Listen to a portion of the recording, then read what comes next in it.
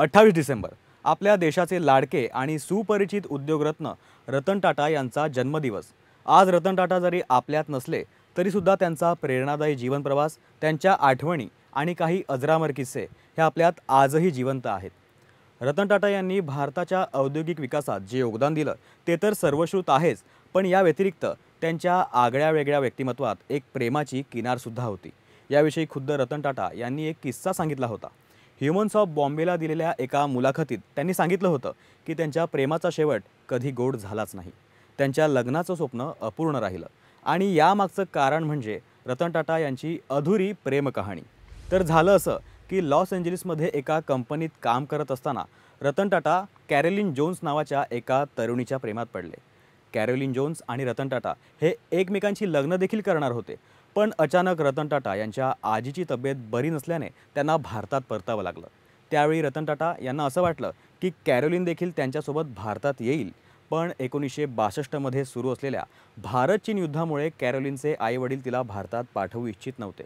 याच कारणामुळे कॅरोलिन आणि रतन टाटा या दोघांचं नातं तुटलं आणि अखेर रतन टाटा यांची पहिली वहिली प्रेम कहाणी अधुरी राहिली।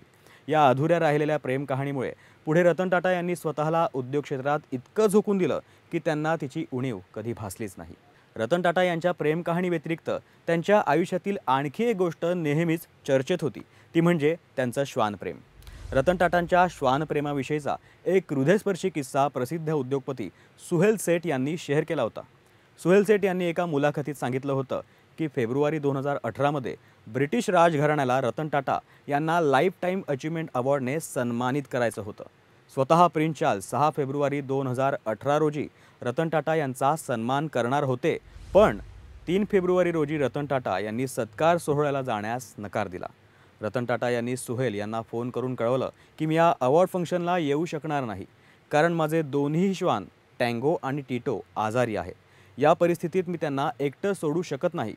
रतन टाटा यांचं अवॉर्ड फंक्शनला न येण्याचं कारण जेव्हा प्रिन्स चार्ल्स यांना कळालं तेव्हा त्यांना रतन टाटा हे प्राण्यांवर किती प्रेम करतात याची जाणीव झाली।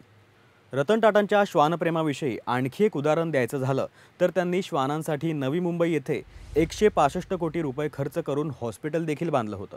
त्यांनी बांधलेल्या या 5 मजली हॉस्पिटलमध्ये जवळजवळ 200 पाळीव प्राण्यांचा एकाच वेळी उपचार केला जाऊ शकतो।